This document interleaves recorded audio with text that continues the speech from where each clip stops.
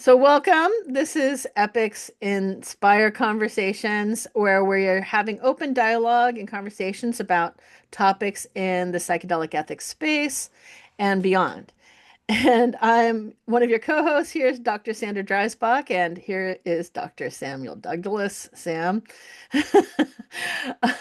And today we're going to talk about, can ethics be measured? Is it observable? Can we create certification programs in the psychedelic space or other places? Why do we even want to do that? Is this a foolhardy thing? What do you think, Sam? What's your first initial take on this? Look, I think I think it's a difficult idea. It's more complicated, I think, than people appreciate, but I think it's well intentioned. And I think a lot of the time, it comes from a place of wanting to do something good for psychedelic communities and the kind of the overall kind of emerging The sector and intentions emerging are good. practices. The The intentions intentions are are good. good. Like people, Intentions are people good. want to be able to say, like, yes, this is good, stamp, right? Yeah. They want Yeah. that. They want to be able to just go out in the world and like, oh, I have observed a good thing, and this is a good person, and meets that Yeah. good value criteria. Check. Yeah. And like this is part of like this is a normal accepted part of other professions do this, and other professions have this built into their education and training. It's not an unusual thing that doctors, lawyers, engineers, accountants, all of these things have some, like, it is expected, and it's kind of a definitional part of a profession, is that there are ethical expectations on how people who do a Yeah. particular thing A will co- will will like conduct themselves. like code of conducts, and even like I would even say like beyond, right? Any business, any or even any community. It's a very human thing, right? Yeah, yeah, We want um we form and gather together in small groups or larger community structures, and part of that is we enforce that with some sort of idea of what it means to be a part of that community, right? And I yeah, think that's normal enough. But yeah, let's start with the basic idea of measuring good. How do we don't even have to talk about, like, can you know if something's good, which I think is problematic in and of itself, right? But what's we were talking before we started this recording about the category mistake. Maybe we right. should start with that. That a lot of people who don't have our backgrounds in philosophy, and we'll put that information below, um, don't have that background, and this is a mistake a lot of people make simply because they don't understand the complexities like you're bringing up.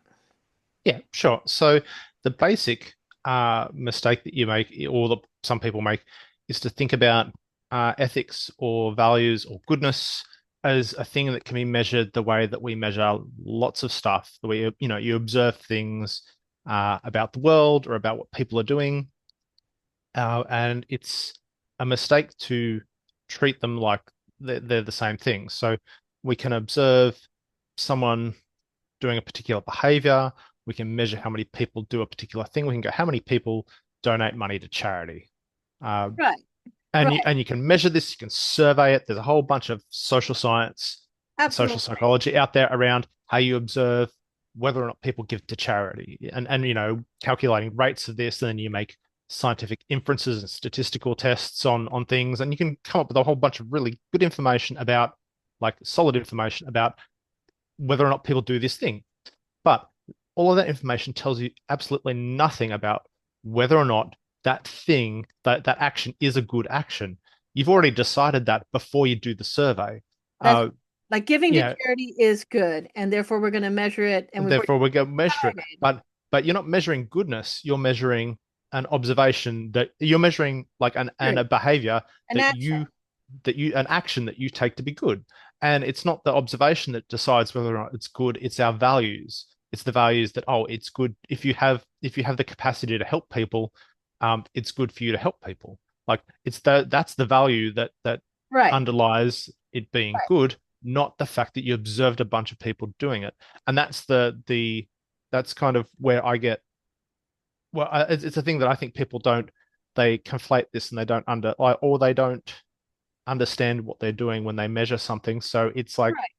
yeah, it's always a behavior that you've taken to correlate, but And the value comes let's use the first. charity example, right? So like, imagine, we'll take two people, we'll make it us, right? Sam and Sandra both give to charity, which I believe that you probably do, but I don't know that. I know I do, right? But let's say, the reason why one reason one of us gave to charity was to actually do it just for a tax write-off. It wasn't about any sort of intention towards being a benefit towards anyone. It didn't matter where we were giving to our charity. It didn't matter what kind of impact it had. It could have, been any 501(c)(3) nonprofit, if it even was a nonprofit, right? It was just for the tax purposes, right? So you would measure the same action. Like, let's say I was the one who did it for the nonprofit reason, right? Just for the tax write-off, and you did it because you actually did it for good intentions that you believed in, like, let's say it was for unhoused persons and you were trying to Hmm. help, you know, um, that cause, right? And you've even evaluated and thought about the different options for your giving, right? And it came out of that intention for goodness. So the same action, even the same amount of money, let's argue, could be observed in both of us, but arguably only one of us actually did a good action. Yeah. And look, it does depend on how you want to measure it, because I mean, some people are going to say, we both donated a couple of $100 to a particular charity. Well, look, in my case, um, since I've donated before to, like, there's an asylum seeker resource center that I've donated to before. Like, we could both donate $200 to this charity. And I've done it because, I actually want to help people, and you've done it because you're near a tax threshold and you want to get down to the next bracket and pay less tax, Right. and have more money for yourself, Right. because you're a terrible greedy person. Yeah, Uh, self-interested, egocentric. Clearly, yeah, yeah, clearly living my Ayn yeah, Rand dream. because because as we all know, your primary motivation for becoming an ethicist was fantastic riches and Yeah, acquisition of wealth. obviously Yeah, fantastic riches. clearly. Clearly, Yeah, clearly. so look, some people will say, look, we've both done the thing that we have done is both the exact same amount of goodness, because, like, if you're a consequentialist or maybe a utilitarian, you'll say that we've done the same amount of goodness because our both of our things have the same good outcome it's created in the world. Results. But Yeah. results, but this is also, like, this is a pretty contested view, and without going down another rabbit hole, like, Yes. that way of thinking about ethics leads to problems, and actually some really terrible ones. And there is a reason why, outside of a few sort of noteworthy academics, including some Australian ones who we will not name, We will not be named. but not many people believe that this approach to ethics is always a good one, because it leads to really problematic kind of outcomes and implications. So yeah, but most people would say, well, look, at least, most people would argue that what I have done is in some ways better than what you've done, because I did it, I at least had good intentions. Now, good intentions, as we know, don't really count for a lot by Don't necessarily mean themselves. good outcomes, or Um, don't mean that you're a good person. And yeah. maybe it's worth spending just a brief jaunt in this, because like part of the assumption with measuring goodness, or measuring actions, or comparing trainings or certifications, if there were certifications in ethics, uh, is this assumption that if you could measure it, if you could observe it, that would actually that would mean good consequences. And that would be the measure, the objectively measurable way to determine goodness is based on consequences. Yeah. But that as you and I both know, that's not the only way to determine whether something is good. Good intentions, like you mentioned, but also being of good character, right? How do you could have good observable, we'll see again, someone decides is good, right? Maybe someone else decides that giving to charity is actually a bad idea if you're not taking care of your own family, for example, or Mhm. volunteering your time, right? It's like, well, in general, volunteering as an act may be good, or charity may be good as an act. But in this particular instance, it's not a good thing because of the trade-offs, right? But we want to do, maybe I should go back to like that idea of like certified organic or vegan, like those sort of labels, or adhering to a code of conduct, right? Um, they have different intentions and different purposes. That does not mean that you're measuring ethics. I think that's the thing, is that like don't fool yourself into thinking you're actually measuring goodness. You're not measuring ethics. You're not observing ethics. You're observing an action, a behavior, a conduct, and then there's the other determination of whether or not that meets a particular standard, Yeah. right? And then that standard itself isn't goodness, right? No, that's Right? right. And look, and it's fine because I mean, I think pragmatically, like there is a point where you just sort of want to go, well, look, like, in some sense, I think, having something, whether it's a code of conduct or a professional body, like, like medical boards and all these things that are supposed to help govern and sort of dole out justice for professionals when they can't Or stick to the laws, rules right? or laws or heaven forbid laws you know um and this is fine. And if, like, at some point you can't get too caught up in it, because at some point it's fine to say, look, we can argue about whether or not it's about the exact kind of morality of whether or not you would take certain actions with your patients or clients, for example. But we can just say, look, it doesn't matter whether or not, whether or not someone's sticking to the rules, it does so with good intentions. But the fact that they stick to a rule that says, you know, don't harm your patients, or, then like that's okay. Like if there are doctors who only refrain from having inappropriate relationships with patients because for commercial reasons, then I would say they're not a good person.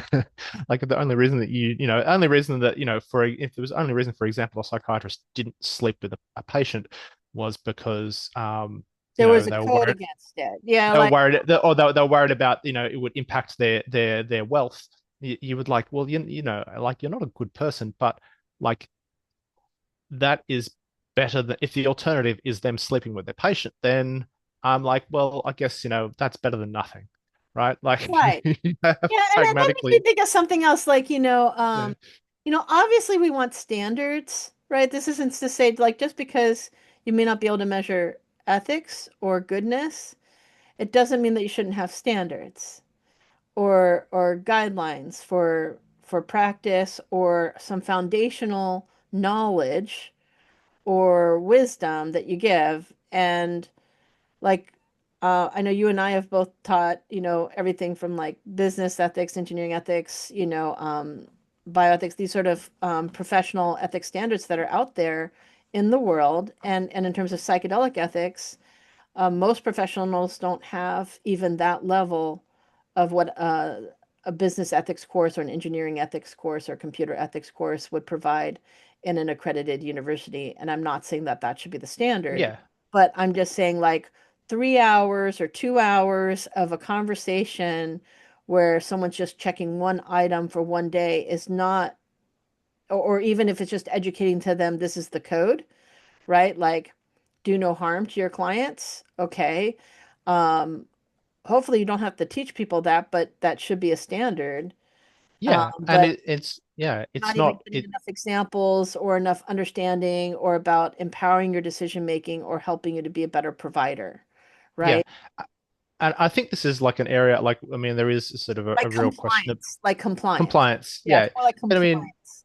yeah, it's, but there's not, like it's not a lot. It's not, as I think we've talked about many times in the past, it's not a standard university ethics course where No, it's where not. a student spends, in a profession, most students will have spent, like, done, well, my students would have done a 120-hour course. That's just the ethics part of it. It's 120 hours. Like, so, which is a lot longer than a lot of psychedelic trainings in total. So there is the amount, and they may probably, may not have been held to the same level of rigor or to demonstrate the same amount of understanding of the ideas. But yeah, like it's just how, but it's not just a matter of amount. It's like, how comprehensive is the approach, or how, and a lot of the stuff that I had done in the last lots of teaching that I'd done around education, which is really putting a lot of work into trying to help, give students tools to help make difficult ethical decisions. Yeah, How to, is it maybe we should how here. much of it is about, like, and where it's not just certification, where ethics course is like, you are gonna, the ones that I've done with my colleagues at Newcastle, where for high school teachers or people going to be high school teachers and going, well, look, as a teacher, you're going to face difficult ethical decisions, and your code of ethics isn't going to help you because it's not going to help. Un, doesn't cover the tensions that you face in that profession. The ethical tensions. So here's some things that you're likely to face, and we can't tell you. There are no easy answers on how to work through these, but we can kind of help equip you to be ready to face these problems, hopefully. Yeah. And like how much of that happens, so it's, yeah, and this isn't a thing that you can cover. This isn't a thing you can do in like 2 hours. These are Right, things that, exactly. Well, and this is the turn I was about to say was that like, well, maybe instead we should turn to like, okay, if you can't measure goodness and you can't measure ethics, you can only observe actions or particular behaviors, or compliance to a particular code or lack of compliance, mm, or or having received a particular training or not receiving a particular training in a certain amount of hours, for example. What can we do? And I love what you were saying just there because it shows like, well, what we can do is we can help them to think through and practice, or even get a sense of how to think through some of these decisions and what to consider, right? I mean, I personally never expected anyone to be ethical at the end of one of my ethics classes, right? no, On the whole, you expect them to still be the same person that they are from the beginning of the course, but through different case studies, through different reflections and thinking through dilemmas and challenges, they have practice and examining the concerns they should consider. And so I would always tell people like we're improving your ethical toolkit. We're giving you yeah, tools that you can use that you may not have had, right? I mean, including just basic logic, um, yeah, yeah, where do you need to actually receive more information? What part is like the moral judgment, looking at what kind of value you are using, which may or may not match what other people are using to evaluate, and also deciding, what is the standard to use, and that process, that reflection process. yeah. I think so. It's like, yeah, I think across the time that I was teaching ethics, which was, over 15 years, the approach had changed. My approach changed. The approach that people I work with changed from some things that were very top down, like Yes. here's some theorists. Here's what they say about this thing. What would you do, Yeah, learn these about this? theories, regurgitate. Learn these theories, apply them to stuff that's hopefully relevant to your future profession. And that's sort of moved from that to like, here's how, from a more bottom up thing where it's like, here is the reality of how complicated. We have gone out, we've done some stuff, we've interviewed a bunch of teachers, we've done some research. We can speak with some authority on how difficult and how morally complex, high school teaching is, for example. We have ideas on what this does to people in terms of like, there's a thing where you kind of get caught in, if it's a sort of slow moral injury where your moral sensitivity becomes dulled because if you're constantly feeling like you're failing morally no matter what you do, which is the case in some professions, then the only coping mechanism is to leave the profession or to just wall yourself off from it. But that, you know, And that actually, makes you a worse not a teacher moral and a injury. worse person. Yeah, yeah. They recently now, like at least in some psychedelic, I mean not psychedelic, psychological journals now I think the DSM-5 is now considering moral injury to be an actual harm. Um, Yeah, right. and and and I think that's worth mentioning. Like, even if we weren't trying to measure goodness, even if we were trying to measure harm or badness, as it were, or wrong behavior, we also have a challenge measuring that, but we can measure actions and behaviors, right? Right. And we can measure compliance to a law or a rule, right? But the mistake is thinking that just because you can measure a violation, right? A violation of a rule or law doesn't make you a quote unquote bad person.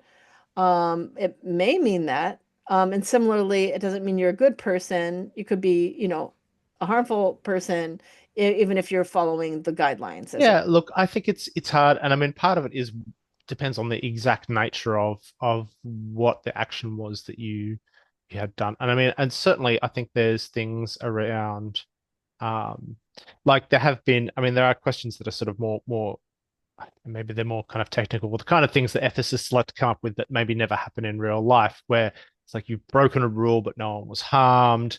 right. So, and you did it for good intentions. Is that okay or not? Where maybe you are technically in breach of a code of conduct, but it's not necessarily unethical. But there are some things that where you breach the code of conduct and you did harm someone and you should have known better, and you probably we can quibble about whether or not that makes you a bad person, but in the end, that sort of doesn't matter because you did willfully harm someone and you knew you shouldn't have done it.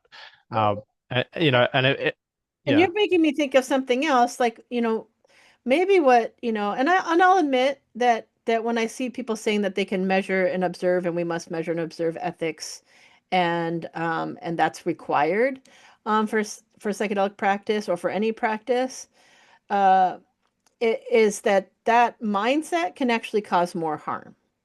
That's what really actually worries me about it, because it kind of creates an oversimplistic, reductionistic approach to ethical concerns, as if it's merely the challenge of creating a list and checking it twice.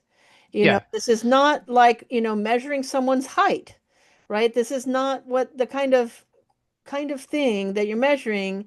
It's not something that's out there in the world that you're measuring. And even if you had a list and could check it twice, someone's creating, as you mentioned in the beginning, like someone's making that list, and people don't realize how much they're encoding their own values and moral judgments and biases and discriminatory behavior into those standards, right? Like racial profiling, right? Not, this is, we see time and time again examples of where they think they're creating a standard, but what they've really done is encoded discriminatory practices and poor behavior. yeah. And I think it's so I mean, there is, and this is like sort of a worry, and people don't like to be told that coming up with a code of practice or coming up with things like this is complicated, and you do need to examine these things because it seems.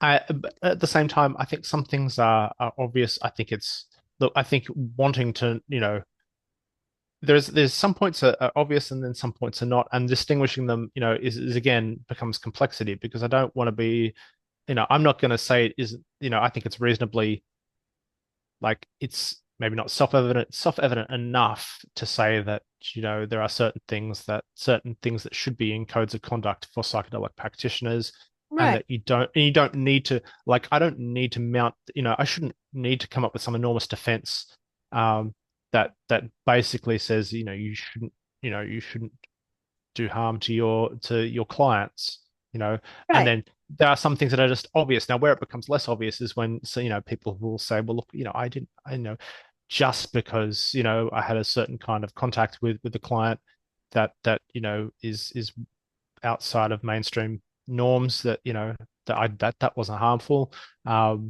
People quibble about the details. And that's where you kind of get into arguments sometimes, not so much in above ground things, but certainly in underground settings. But yeah, like there should be some stuff that's okay to be self-evident. Now, most of these things don't come up in a therapeutic, context, because you're not, like there are some things that we can agree are just kind of beyond the pale, and Right. you shouldn't have to write them into your into your code of You have to conduct. cover all Uh, the things that you can do harmful that's right. to be able to determine that, like, It's like that's a it's like complete list. Like, we're okay, not we going to got get all the into things in here. People are creative. They'll come up with yeah, something. we come up yeah that's right they'll so Well, it's not and actually, some things let's ground this in an example. Actually, like, and trigger warning for those. And like one example is like people want to have intake forms, right? yeah And in intake forms, sometimes people will put a history of their traumas. For example, sexual trauma. I have certainly seen more than one case where people use that intake, which is seen as a good practice, to enable targeting of victims so for sexual harm in a psychedelic session, right? And so, like, well, was that a good practitioner who did the good, like they did all the things according to the intake process, but and there's a lot of trust there, but the harm was still the harm, right? mm, And some things, like, you may check on the checklist that they did an intake and they did the interview or they did certain parts of the process, but like usually there's not a checklist that says, did you have sex with your client? Right. yeah Right. well That's not part of, like, I mean, maybe it says, you don't do that, but maybe I should let us sum it up because what can we really tell? Because, like, we mentioned at the beginning that we thought it is a good motivation as we assess and value, to want to try and measure, to want to try and evaluate people in terms of whether or not they have an ethical practice. But but I think the mistake is thinking that you can concretely measure it, and that you're not bringing in certain values to the table, and that you may also give people a false sense of security, as a practitioner, as being ethical, even based on some sort of standard that you've arbitrarily chosen, yeah right? look unless there's something that closes like a feedback loop or closes a loop of kind of a system of consequences and then it's really kind of like it would be a false sense of it's still a false sense of I mean it is always at least somewhat false because people who've had lots of certification in lots of other areas of professions a small percentage of them will do the wrong thing no matter what kind of Yeah. certification you put them through but that we have mechanisms where people can report when they've been harmed, and we have mechanisms for trying to hold people accountable. Now they're not perfect, and as some of my people I've spoken to, it pains go to great lengths to illustrate that even in mainstream medicine, for example, these accountability mechanisms are deeply flawed and often don't really sort of do the job that we would want them to.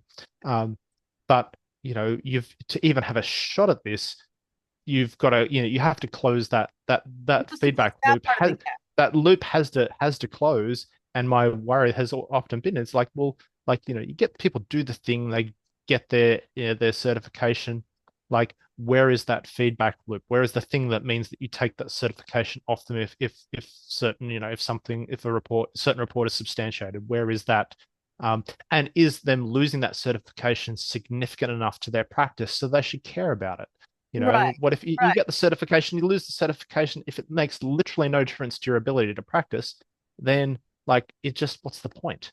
Are if you never um like there has to be like and that's kind of a not so much a that's a practical thing. That is the practical Yeah. side of I think I think that's that is the it. I practical think side of that's ethics is that it has to feed back some way. Otherwise, it's just a thing that you did, and but that's not how other like outside of psychedelics, in the real world of professions, these things, there are mechanisms that are supposed to hold people accountable. They don't necessarily it. work, but they do exist.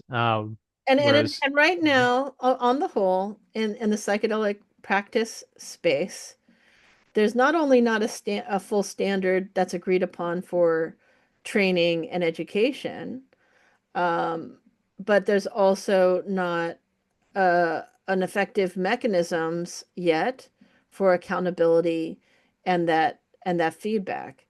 So which I guess what really begs the question here is, is the problem, and maybe this is where we can leave off for next time, to try and figure out what the next topic would be.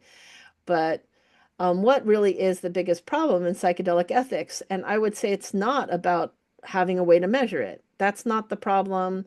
That's a red herring, and thinking that that will create some sort of reduced amount of harm or assure people that the practitioners are safer, I think is actually a risky proposition, and that you'd be way better off investing that same time and energy in accountability and feedback structures and uh, and creating more universal, or at least transparent standards, right? If people knew that they only had 2 hours of ethics instruction and someone else had a year, right? And I'm not saying it should be a year, but that would give me more information than having some sort of observable mechanism that they're trying to implement that gives a false idea of what goodness is in practice. Yeah. The short answer is yes. I think that's right. I love that. Well, we'll eventually have to find more ways to disagree, Sam. But for now, Um, uh, I'm really appreciating that we talked about this, because I know this is something that has bugged us both about seeing some websites, some practices starting to try and claim that they have a system that's going to solve this, and measure ethics. And this is just, helpful advice even for them. Think more about the complexities involved, think more about what's actually important. And if you're a person out there looking to find a practitioner who you would like to be ethical, uh, you know, look more deeply at what kind of training and education they have and what they don't have, and where you may or may not be aligned. And of course, always check the laws in your state or region. yes. Any final words, Sam? I know I'd like to talk to her a little. Oh, no, no. For once, I'm probably out of final words. Yeah, I think that is it.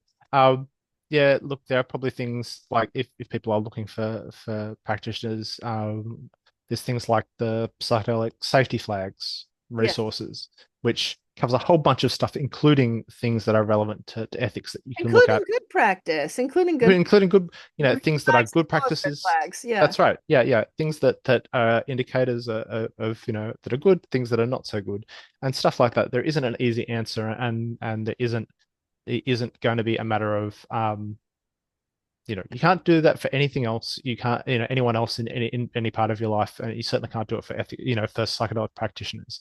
Go, oh well, they've done this course, so they must be ethical. It's just 100% does not work like that in real no, life. absolutely Yeah. not.